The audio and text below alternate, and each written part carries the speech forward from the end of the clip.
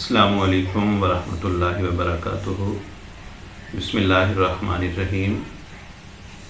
Chapter 1 chemistry first year lecture 17 के साथ। Title है इसका स्टाइकियोमेट्री। ये केमिस्ट्री की एक ब्रांच है जिसमें हम रिएक्टेंट्स एंड प्रोडक्ट्स के बिटवीन क्वांटिटेटिव रिलेशनशिप को स्टडी करते हैं और ये मिकदारी ताल्लुक़ यानी क्वांटिटेटिव रिलेशनशिप हमें बैलेंस केमिकल इक्वेशन के ज़रिए से पता चलती है। मीन केमिस्ट्री की ऐसी ब्रांच जिसमें रिएक्टेंट्स और प्रोडक्ट्स के दरमियान मिकदारी ताल्लुक़ यानी क्वांटिटेटिव रिलेशनशिप को बैलेंस केमिकल इक्वेशन की मदद से स्टडी किया जाए, स्टाइकियोमेट्री कहलाएगी। मिसाल के तौर पर ये एग्जाम्पल हमारे सामने है, हाइड्रोजन के 2 मोल और ऑक्सीजन का 1 मोल मिलें तो वाटर के 2 मोल बनते हैं। अब ये बैलेंस केमिकल इक्वेशन है डेफिनेशन के मुताबिक। ये हमें रिएक्टेंट्स और प्रोडक्ट्स के दरमियान क्वांटिटेटिव रिलेशनशिप कैसे देगी। मसलन अगर हमें पानी के 10 मोल प्रिपेयर करना हो तो हमें हाइड्रोजन के कितने मोल रिक्वायर्ड होंगे? 10।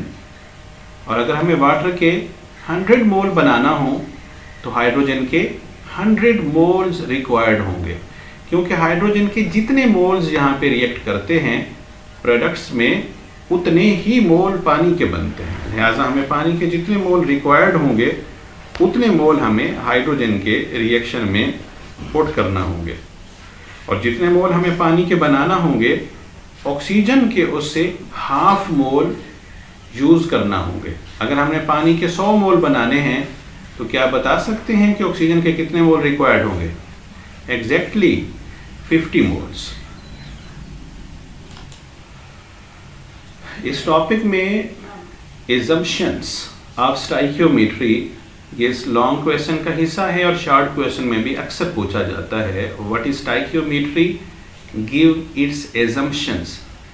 एजम्पशन एज्यूम से निकला है, फर्ज करना, मफरूज़ा बनाना।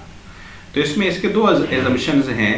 पहला है all the reactants are completely converted into products, के रिएक्टेंट की सारी मिकदार प्रोडक्ट में बदल जाए, ये पहली शर्त है।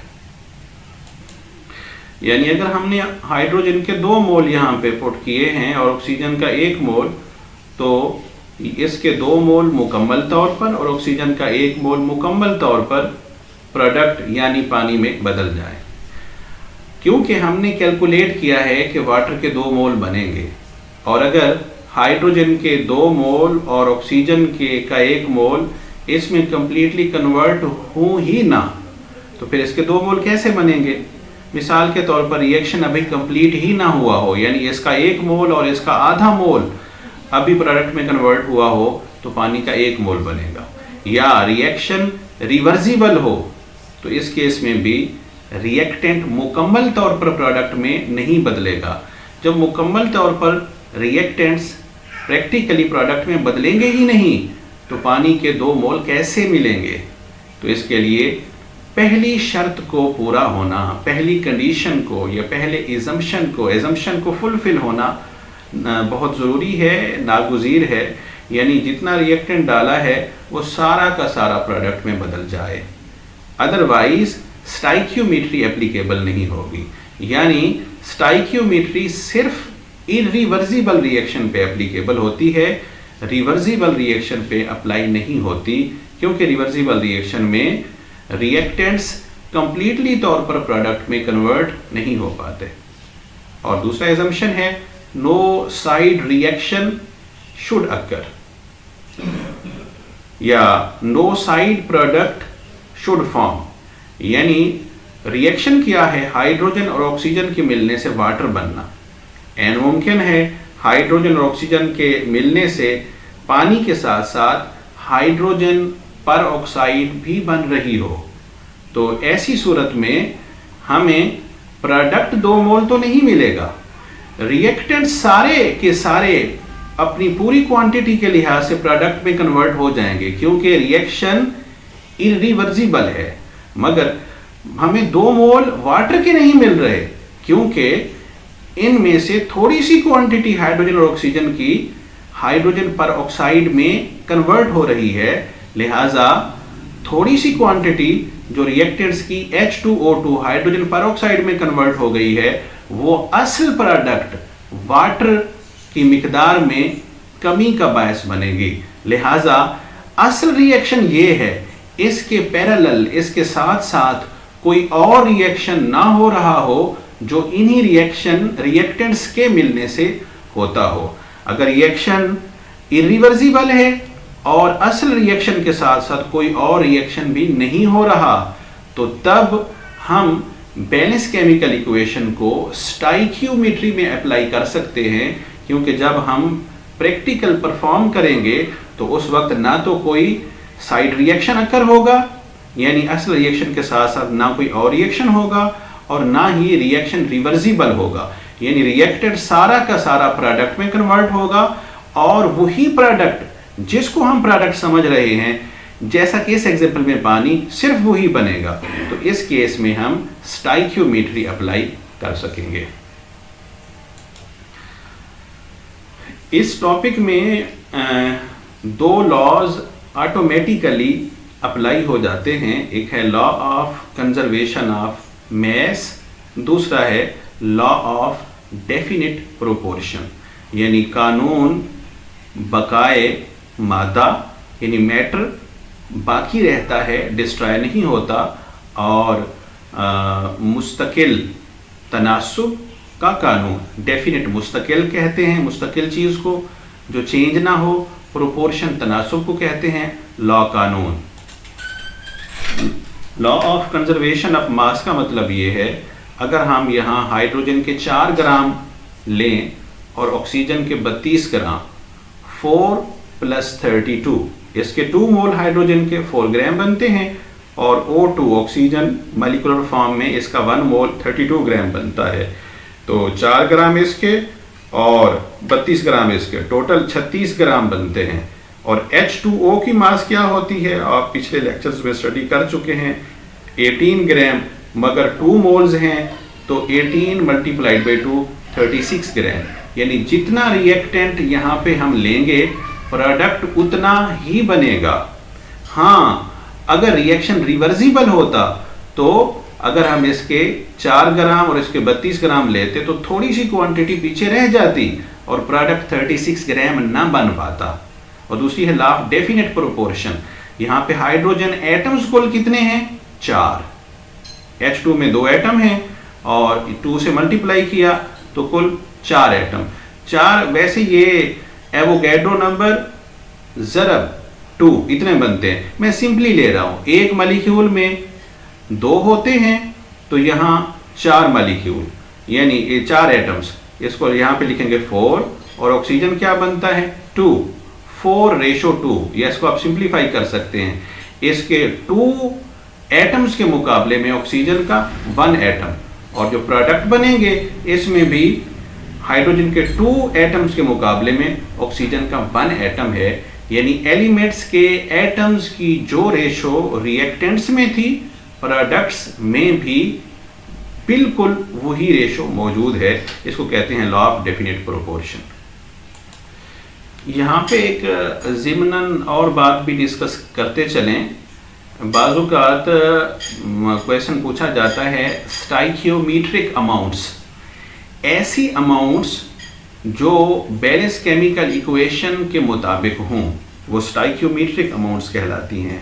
The amounts which are according to balance chemical equation, I mean hydrogen के 2 मोल और ऑक्सीजन का 1 मोल और वाटर के डेफिनेटली 2 मोल बनेंगे। अगर हम हाइड्रोजन के 2 मोल और ऑक्सीजन का 1 मोल लें तो ये स्टाइकियोमेट्रिक अमाउंट कहलाएगी, क्योंकि ये बैलेंस केमिकल इक्वेशन के मुताबिक एग्जैक्ट अमाउंट है जो कंप्लीटली रिएक्ट कर जाएगी और प्रोडक्ट में कन्वर्ट हो जाएगी। इसी तरह से अगर हम हाइड्रोजन के 4 मोल लें और ऑक्सीजन के 2 मोल, या हाइड्रोजन के 100 मोल लें और ऑक्सीजन के 50 मोल, हाइड्रोजन के 1000 मोल लें और ऑक्सीजन के 500 मोल्स, तो ये भी स्टाइकियोमीट्रिक अमाउंट्स कहलाएंगी। इसके बरक्स अगर हम हाइड्रोजन के 2 मोल लें और ऑक्सीजन के भी 2 मोल लें तो ये स्टाइकियोमीट्रिक अमाउंट्स नहीं होंगी, क्योंकि जब हाइड्रोजन के 2 मोल्स ऑक्सीजन के 1 मोल से रिएक्ट करके प्रोडक्ट्स बनाएंगी तो हाइड्रोजन तो खत्म हो जाएगा, मगर ऑक्सीजन के 2 मोल में से 1 मोल अभी भी बाकी होगा। लिहाजा एक मिकदार तो रिएक्टेंट की फिनिश हो गई जबकि दूसरी स्टिल एग्जिस्ट करती है, तो ये दोनों बैलेंस केमिकल इक्वेशन के मुताबिक न थी। इस वजह से हम इस केस में इनको स्टाइकियोमेट्रिक अमाउंट्स नहीं कह सकेंगे। स्टाइकियोमेट्री में चंद रिलेशनशिप्स बहुत ज़्यादा अप्लाई होती हैं। हमारी टेक्स्ट बुक के मुताबिक ये 3 रिलेशनशिप्स हैं। मास मास रिलेशनशिप, दूसरी है मास मोल, और इसको हम मोल मास रिलेशनशिप भी कह सकते हैं। यानी रिएक्टेंट की मास लें और प्रोडक्ट की डिटरमिन करें कितनी मास बनेगी, या रिएक्टेंट की मास लें और प्रोडक्ट के कितने मोल बनेंगे, या रिएक्टेंट के मोल लें और प्रोडक्ट के कितनी मास ग्राम्स में बनेगी, या ऐसे ले सकते हैं एक रिएक्टेंट की मास लें और दूसरे रिएक्टेंट के मोल लें, या एक रिएक्टेंट की मास लें तो उसके मुकाबले में दूसरे रिएक्टेंट की कितनी मास लेना होगी, और इसी तरीके से एक की मास लें और दूसरे का वॉल्यूम लें। यहाँ एक बात बहुत इंपॉर्टेंट है, समझने वाली है, वॉल्यूम आप हमेशा गैसियस रिएक्टेंट या प्रोडक्ट का लेंगे, और जब वॉल्यूम ले रहे होंगे तो उस वक्त आपको स्टैंडर्ड कंडीशंस भी अप्लाई करना होंगी। I mean 0 degree centigrade and 1 atmospheric pressure, जो कि आप लोगों ने गुज़श्ता लेक्चर मोलर वॉल्यूम में स्टडी किया था। रिलेशनशिप 2 मजीद भी बनती हैं। मोल मोल रिलेशनशिप, जैसा कि अभी हमने गुज़श्ता पेज पे पढ़ा कि हाइड्रोजन के अगर 2 मोल लें तो उसके मुकाबले में ऑक्सीजन का 1 मोल लेना होगा, और मोल वॉल्यूम रिलेशनशिप भी बनती है, मगर आप टेक्स्ट बुक के मुताबिक ये 3 रिलेशनशिप्स जहन में रखेंगे। इक्वेशन के मुताबिक अब हम इस फर्स्ट को देखते हैं कि ये इक्वेशन केमिकल इक्वेशन के साथ ये रिलेशनशिप कैसे एडजस्ट होती है। तो हम स्टडी करते हैं मास मास रिलेशनशिप। इसका मतलब ये है, अगर हम 32 ग्राम ऑक्सीजन लें तो ये हमें 36 ग्राम वाटर देगी। अगर हम 32 की बजाय यहाँ से हाफ ले लें, 16 ग्राम लें रिएक्टेंट ऑक्सीजन का, तो ये प्रोडक्ट के भी 36 ग्राम की बजाय हाफ क्वांटिटी बनाएगी, आई मीन 18 ग्राम। अगर हम 4 ग्राम हाइड्रोजन लें तो उसके मुकाबले में 32 ग्राम ऑक्सीजन लेना होंगे। अगर हम हाइड्रोजन की क्वांटिटी को डबल कर दें, 8 ग्राम लें, तो इसके मुकाबले में हमें ऑक्सीजन की भी डबल क्वांटिटी, आई मीन 64 ग्राम लेना होंगे। तो ये है मास मास रिलेशनशिप। दूसरी रिलेशनशिप है मास मोल या मोल मास रिलेशनशिप। तो ये बैलेंस केमिकल इक्वेशन के साथ कैसे रिलेट करती है, तो आइए इसको देखते हैं। अगर हम 4 ग्राम हाइड्रोजन लें तो वाटर के 2 मोल्स बनेंगे। अगर हम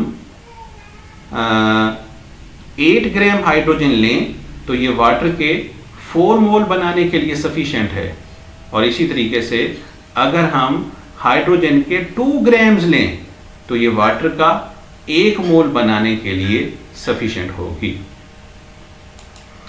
थर्ड रिलेशनशिप है मास वॉल्यूम रिलेशनशिप। तो अब इसका रेलेवेंस देखते हैं बैलेंस केमिकल इक्वेशन के साथ। फर्ज करते हैं हाइड्रोजन और ऑक्सीजन हमारे पास दोनों गैसेस हैं और ये जो H2O बन रहा है ये लिक्विड है। अब हमने यहाँ पे प्रिपेयर करना है 36 ग्राम वाटर, यानी 2 मोल 36 ग्राम वाटर के लिए हमें ऑक्सीजन का कितना वॉल्यूम चाहिए होगा। तो ऑक्सीजन है कितनी, 1 मोल STP पे ये बनेगी 22.414 डेसीमीटर क्यूब, यानी तकरीबन 22.5 लीटर हमें ऑक्सीजन चाहिए 0 डिग्री सेंटीग्रेड और 1 एटमॉस्फेरिक प्रेशर पे। और हाइड्रोजन की कितनी मिकदार चाहिए होगी वॉल्यूम में, तो ये इसके 2 मोल हैं, तो ये 22.414 का डबल यानी 44.828 डेसीमीटर क्यूब हाइड्रोजन चाहिए होगी। तो ये दोनों मिलेंगी तो हमें 36 ग्राम पानी मिलेगा। इस तरीके से जो चीज़ गैसियस फॉर्म में होगी और स्टैंडर्ड कंडीशन यानी 0 डिग्री सेंटीग्रेड और 1 एटमॉस्फेरिक प्रेशर पे उनको लिया जाए तो फिर उनका हम वॉल्यूम भी डिटरमिन कर सकते हैं और उसको किसी दूसरी चीज़ प्रोडक्ट की मास के साथ या उनके मोल्स के साथ रिलेट कर सकते हैं। ये स्टाइक्योमेट्री कहलाती है, यानी फुला रिएक्टेंट्स के इतने और इतने लीटर वॉल्यूम्स हैं STP पे, तो बताएं प्रोडक्ट की कितनी मास वो बनाएंगे। तो हम रिएक्शन परफॉर्म करने से कबल स्टाइक्योमेट्रिकली बैलेंस केमिकल इक्वेशन को यूज करते हुए प्रोडक्ट की मिकदार का अंदाजा लगा सकते हैं कि वो इतनी क्वांटिटी में बनेगी। Limitations of balance chemical equation, इसको लिमिटेशंस ऑफ स्टाइक्योमेट्री भी कहते हैं, क्योंकि स्टाइक्योमेट्री का इन्हिसार इसकी डिपेंडेंस मुकम्मल तौर पर बैलेंस केमिकल इक्वेशन पे होती है, मुतवाज़िन कीमियाई मुसावात पे होती है। तो इसकी हुदूद क्या हैं, इसकी खामियां क्या हैं, तो इसकी खामियां ये हैं कि ये हमें कंडीशन ऑफ रिएक्शंस के बारे में नहीं बताती। मसलन अभी हमने पढ़ा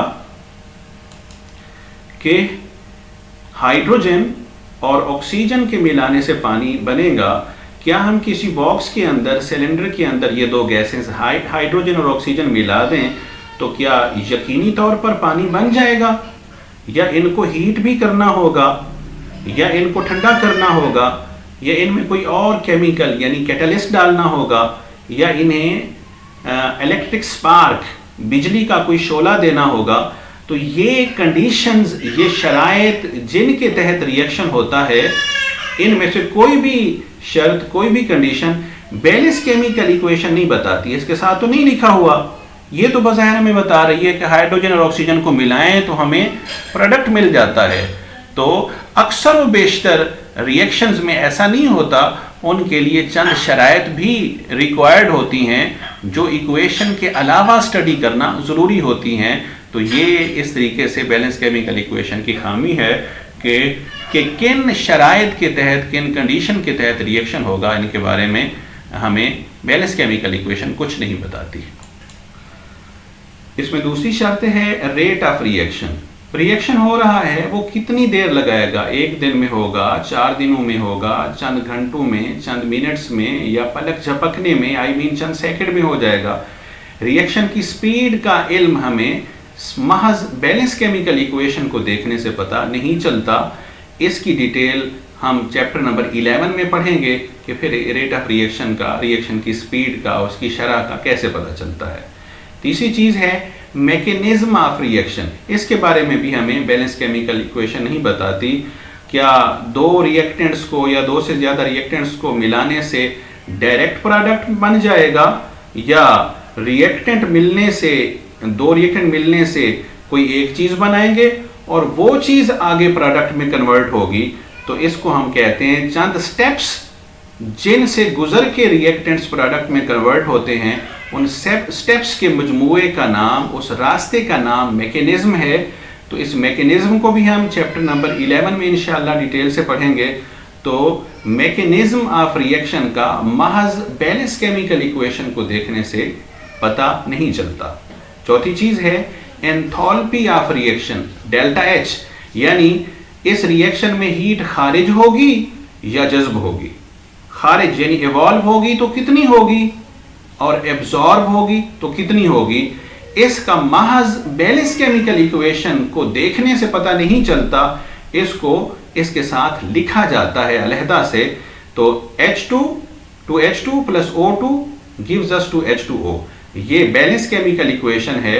महज इसको देखने से कोई पता नहीं चलता कि रिएक्शन एक्सोथर्मिक है यानी हीट खारिज करने वाला है, या एंडोथर्मिक है मीन हीट एब्जॉर्ब करने वाला है, और खारिज करने वाला है तो कितनी, और जज्ब करने वाला है तो कितनी क्वांटिटी ऑफ हीट।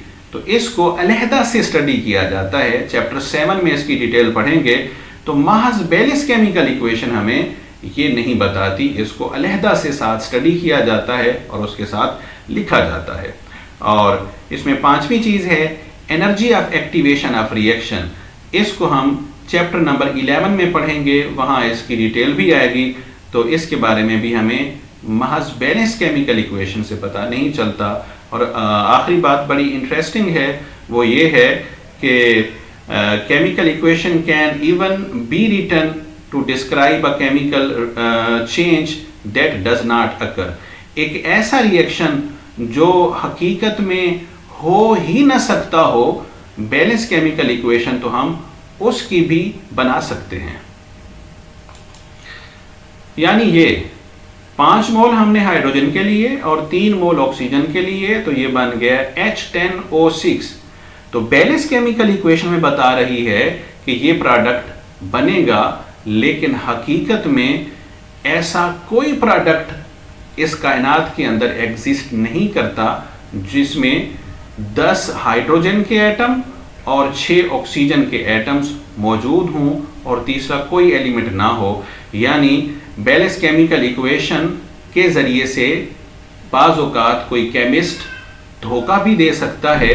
तो बैलेंस केमिकल इक्वेशन हकीकत में उस केमिकल रिएक्शन की होती है जो फिजिकली केमिकली एग्जिस्ट करता हो, जो रिएक्शन हकीकत में होता हो। जैसे हमने पढ़ा 2H2 plus O2 gives us to H2O, तो वो वाकई हाइड्रोजन और ऑक्सीजन को मिलाने से पानी बनता है, तो उनकी तो केमिकल इक्वेशन दुरुस्त थी।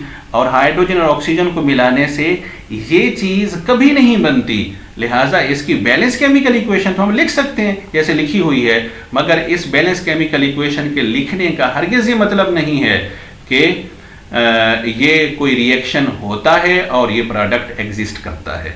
यानी इसके जरिए से धोखा भी दिया जा सकता है। 2 न्यूमेरिकल्स हैं, एग्जाम्पल्स हैं, इनको हम सॉल्व करेंगे। अगर कोई टॉपिक हमने पढ़ा और उसके रिलेटेड न्यूमेरिकल प्रॉब्लम्स को हम सॉल्व न कर सकें तो गोया हमने इसकी हकीकत को नहीं पाया।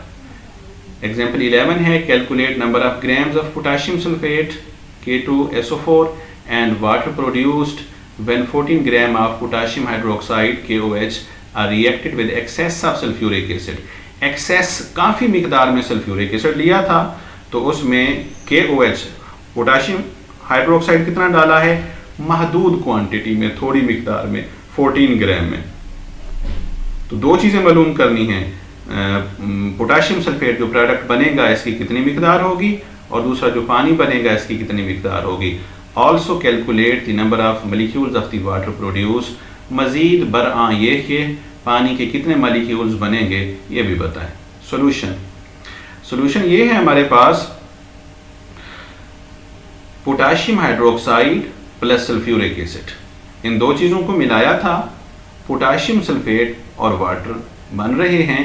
याद रहे केमिस्ट्री में केमिकल इक्वेशन का बैलेंस होना ज़रूरी है।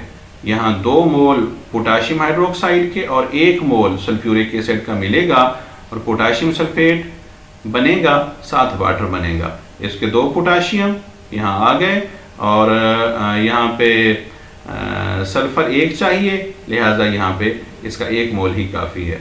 और हाइड्रोजन के यहाँ पे 2 मोल और हाइड्रोजन के यहाँ भी 2 मोल, यहाँ पे हमें इसके 4 मोल्स चाहिए।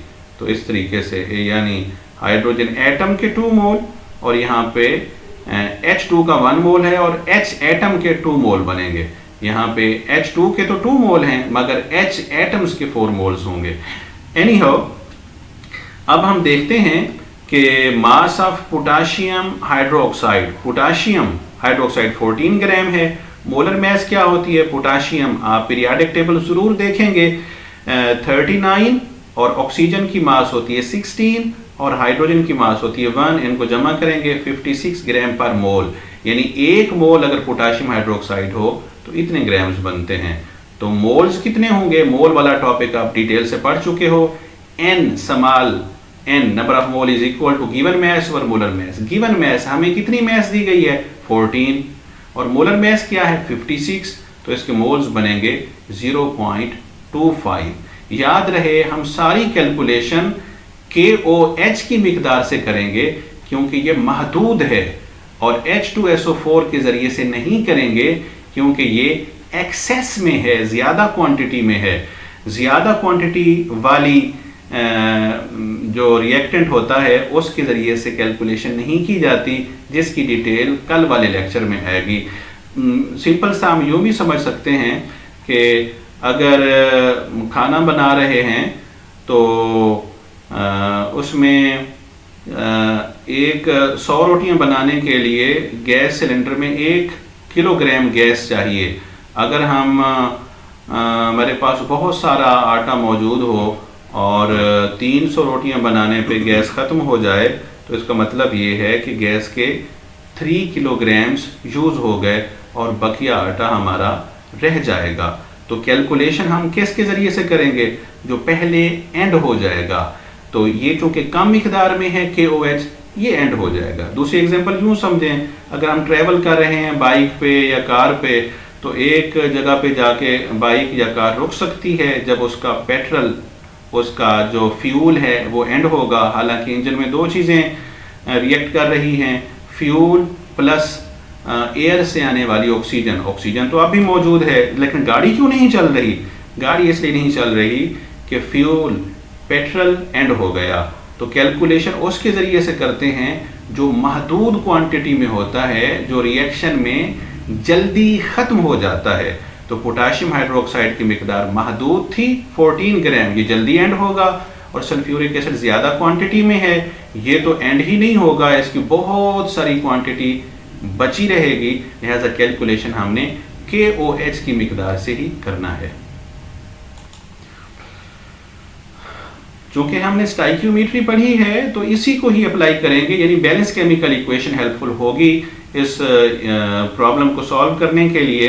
तो हमारे पास KOH के बैलेंस केमिकल इक्वेशन के मदद से 2 मोल आए। अगर इसके 2 मोल हों तो पोटाशियम सल्फेट के कितने मोल्स बनेंगे 1, और अगर इसका 1 मोल होता तो इसके कितने बनते हाफ, और इसके प्रैक्टिकली हैं कितने 0.25। अभी हमने कैलकुलेट किया 0.25 मोल पोटाशियम हाइड्रोक्साइड के, लिहाजा 0.25 मोल KOH के हैं। तो प्रोडक्ट के कितने मोल बनेंगे, ये बनेंगे 1/2 multiplied by 0.25 equal to 0.125 mole of potassium sulphate. तो अब हमने इसकी क्वांटिटी मालूम करनी है। तो क्वांटिटी क्या होती है, ये होती है N is equal to given mass over molar mass. तो इसको हम लिख सकते हैं given mass is equal to N into molar mass, N number of moles into molar mass. आप मोल वाला टॉपिक जरूर इसमें विजिट कर सकते हैं। मैं रिपीट कर रहा हूं, N small is equal to given mass over molar mass. तो बटे में जो मोलर मैस है उसको लेफ्ट साइड पे लाएं और मोल के साथ मल्टीप्लाई कर दें। तो मोलर मैस इंटू मोल्स, इन को मल्टीप्लाई करने से हमें गिवन मैस का पता चलेगा कि कितनी मैस हमें मिल रही है। तो मोल्स का तो हमें पता है, पोटाशियम सल्फेट के कितने मोल्स हैं 0.125। तो मोलर मैस क्या है ये हमें फार्मूला से पता चलेगी।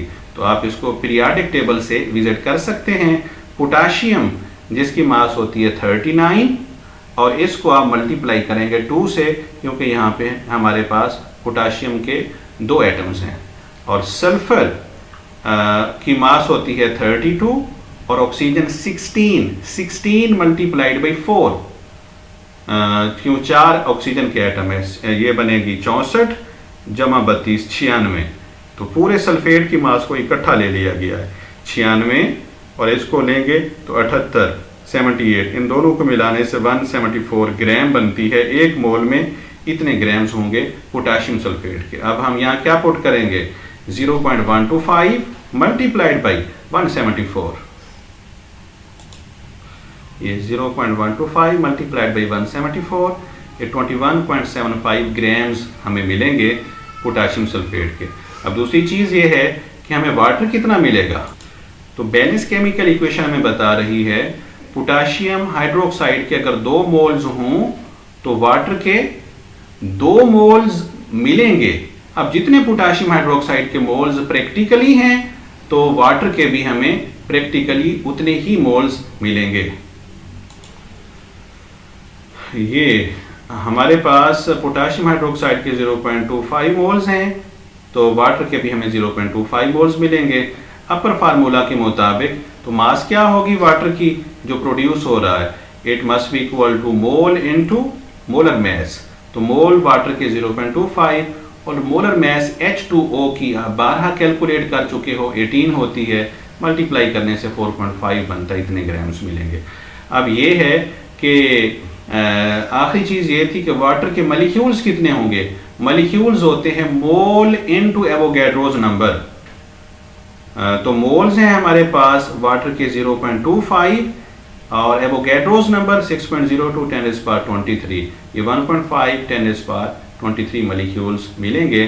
तो ये आंसर है। और इस चीज़ की का क्लू आप एवोगैड्रो नंबर वाले टॉपिक से भी ले सकते हैं और आप मुलाहिजा कर सकते हैं कि किस तरीके से ये टॉपिक्स एक दूसरे के साथ रिलेट कर रहे हैं, एक दूसरे के साथ इनका कनेक्शन है। अगर एक टॉपिक रह जाए तो नेक्स्ट बहुत सारे टॉपिक समझ में नहीं आते, इसलिए इनको तरतीब से याद करना और इनको फॉलो करना ज़रूरी होता है।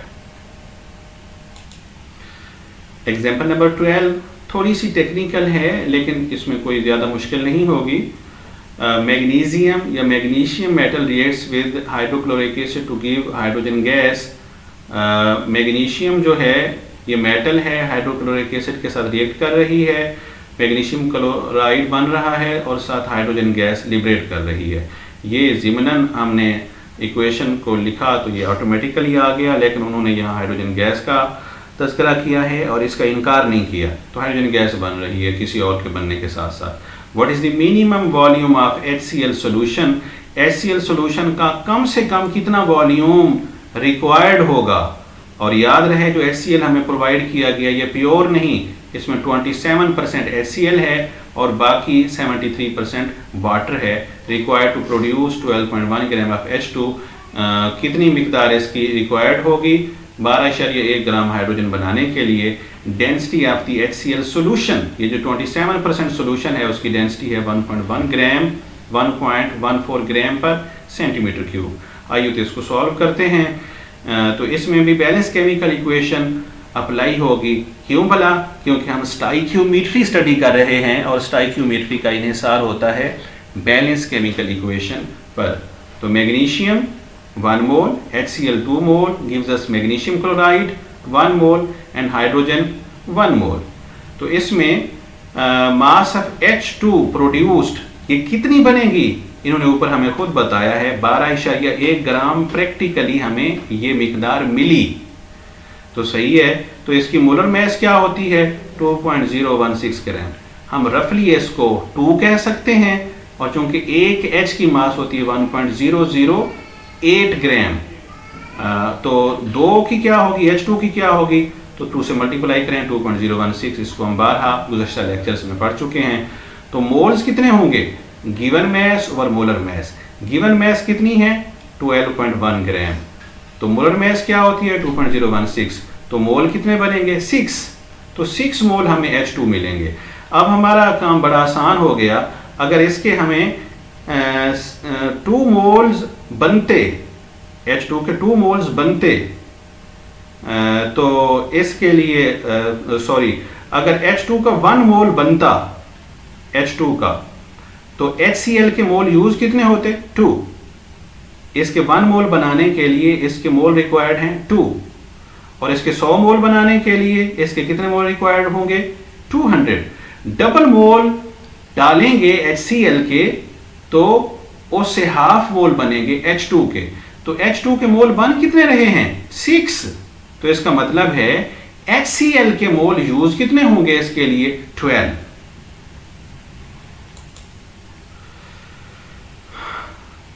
जी, तो इसमें अब हम देखते हैं कि हमने 12 मोल HCl रिएक्ट प्रैक्टिकली कराया, या प्रैक्टिकली 12 मोल HCl रिएक्ट हो गया, जिसके नतीजे में 6 मोल H2 बने, यानी 12 सम ग्राम्स H2 बने। तो इतने मोल्स HCl के हैं, तो मिकदार कितनी यूज हुई HCl की, कितनी क्वांटिटी इसकी रिएक्ट की? तो मास इसके हम मालूम कर सकते हैं मोल इनटू मोलर मैस। मोल्स इसके HCl के 12 थे, मोलर मैस होती है इसकी 36.5। इसको 12 पढ़ चुके हैं। क्लोरीन 35.5 और हाइड्रोजन 1 36.5। 438 ग्राम यानी 438 ग्राम HCl प्रैक्टिकली रिएक्ट कर चुका है, जिसके नतीजे में हमें 6 मोल H2 यानी 12 सम ग्राम H2 के मिले हैं। तो 438 ग्राम HCl का बना है। इसमें बड़ी अहम बात हम यहाँ पे इस डायग्राम में समझ सकते हैं कि बैलेंस केमिकल इक्वेशन में यूज क्या हो रहा है।